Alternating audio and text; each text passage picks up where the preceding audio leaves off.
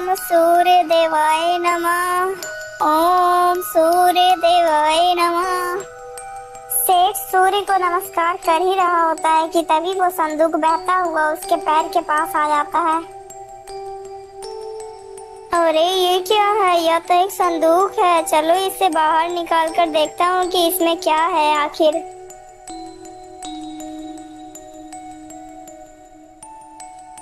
अरे ये क्या? इसमें तो एक बच्चा है, लेकिन यह बच्चा तो कितना सुंदर है। हे प्रभु, लगता है आपने आज मेरी सुन ली। मेरी पत्नी कब से एक पुत्र की कामना कर रही थी और वो आज हमें प्राप्त हो गया।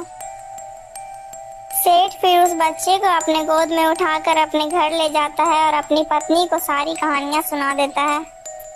हे प्रभु, आपका बहुत बहुत धन्यवाद जो आपने मेरी इस इच्छा को भी पूर्ण कर दिया। इसी प्रकार धीरे धीरे 14 वर्ष गुजर जाते हैं। सेठ ने उस लड़के का नाम सूरज रखा था। सूरज अब 14 वर्ष का हो चुका था। वाह सूरज वाह, तुम तो कितने बुद्धिमान हो। गुरु जी सूरज की प्रशंसा कर रहे थे, तभी वहां पर से वही राजा गुजरता है और वो दूसरे काम के लिए दूसरे जगह जा रहा था।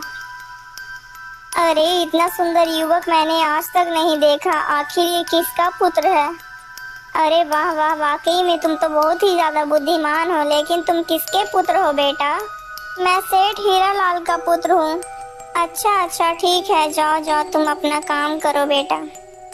इतना सब कुछ सुनने के बाद राजा हरिदयाल के घर जाता है।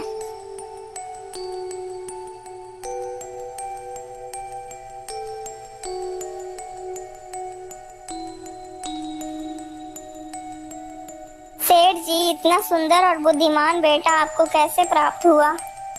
महाराज, वो मेरा बेटा नहीं है। मैंने तो सिर्फ उसका पालन पोषण किया है, लेकिन इसके आधार पर तो वो मेरा ही बेटा हुआ। लेकिन सेठ जी, यह लड़का आपको कहाँ से मिला? फिर सेठ राजा को सारी कहानी सुनाता है। ओहो, इसका मतलब यह वही लड़का है जिसको मैंने 14 वर्ष पहले नदी में बहा दिया था। राजा और सेठ आपस में बात कर ही रहे थे, तब तक वहां पर सूरज आ जाता है। सेठ जी, यदि आप बुरा ना माने तो मैं अपनी महारानी के पास एक पत्र भिजवाना चाहता हूँ। यदि आपका बेटा मेरी पत्र को मेरी महारानी के पास पहुँचा दे तो मैं आपको 100 स्वर्ण मुद्राएं दूंगा। हाँ हाँ महाराज, क्यों नहीं, मैं आपका संदेश लेकर जरूर जाऊंगा। राजा ने तुरंत ही एक पत्र लिखा और वहां पर मोहर लगा दिया और वो पत्र सूरज को पकड़ा दिया। सूरज तुरंत ही राजमहल की ओर निकल जाता है। सूरज चलते चलते एक बहुत घने जंगल से गुजरता है, तब वो अपना रास्ता भी भटक जाता है। अरे ये क्या, मैं तो चलते चलते बहुत ही ज्यादा थक गया हूँ, लेकिन मैं अपने मंजिल तक पहुँच क्यों नहीं पा रहा हूँ? कहीं मैं कोई रास्ता तो नहीं भटक गया? अब तो जल्दी ही शाम भी होने वाली है। अब मैं क्या करूँ, किधर जाऊँ? फिर सूरज आगे बढ़ता है। उसे चलते चलते जंगल में ही रात हो जाती है।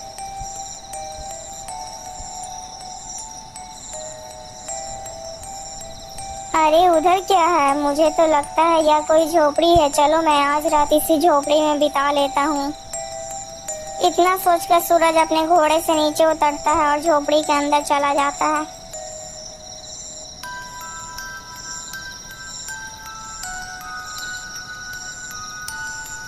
अरे अरे, कौन हो तुम और तुम अंदर कहाँ घुसे चले आ रहे हो? माता जी, मुझे माफ कर दीजिएगा जो मैं बिना आपकी इजाजत के अंदर चला आया। फिर सूरज अपनी सारी कहानी बूढ़ी महिला को सुनाता है। बूढ़ी महिला सूरज की कहानी सुनकर सूरज पर बूढ़ी महिला को दया आ जाता है। लेकिन बेटा, तुम्हारा यहाँ पर रुकना ठीक नहीं होगा, क्योंकि यह स्थान डाकुओं का अड्डा है।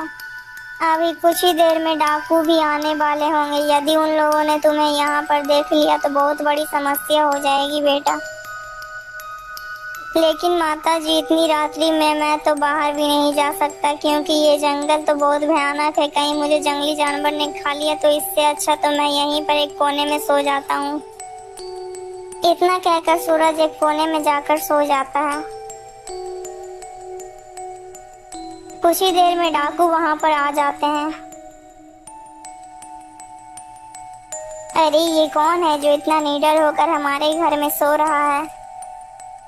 सरदार, यह एक बहुत मासूम बच्चा है, इसे सोने दीजिए। फिर वो बूढ़ी महिला डाकू को सारी कहानी सुनाने लगती है। इस डाकू ने जब उसकी बात सुनी तो उसे राजा की करतूतों पर संदेह हुआ। आखिर इस संदेश में राजा ने क्या लिखा है, मुझे यह संदेश को खोलकर तो देखना ही होगा। वह डाकू जल्दी से इस संदेश को खोलकर देखता है। यह लड़का जैसे ही यह पत्र लेकर तुम्हारे पास पहुंचे तो इसे मरवा कर वहीं कहीं पर दफना देना। यह कार्य मेरे आने से पहले हो जाना चाहिए। अरे राम राम राम, ये राजा तो कितना दुष्ट है, जिसके साथ वो अपना चिट्ठी भिजवा रहा है राजा उसी ही मारने का आदेश दे रहा है। अरे नहीं नहीं, मुझे तो कुछ करना ही होगा, मुझे इस मासूम को तो बचाना ही होगा। इतना कहकर वो डाकू दूसरी चिट्ठी लिख देता है और राजा की चिट्ठी से उसकी चिट्ठी बदल देता है। वो डाकू दोनों वहाँ से इतने सारे काम करने के बाद चले जाता है।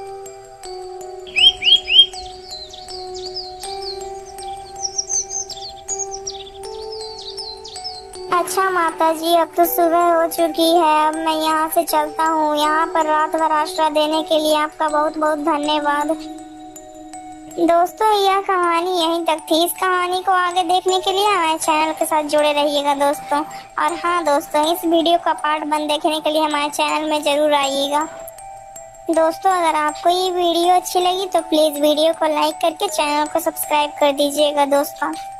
और दोस्तों, आपको इस कहानी से क्या शिक्षा मिली कमेंट में ज़रूर बताइएगा। और ऐसी और कहानी देखने के लिए हमारे चैनल के साथ जुड़े रहिएगा।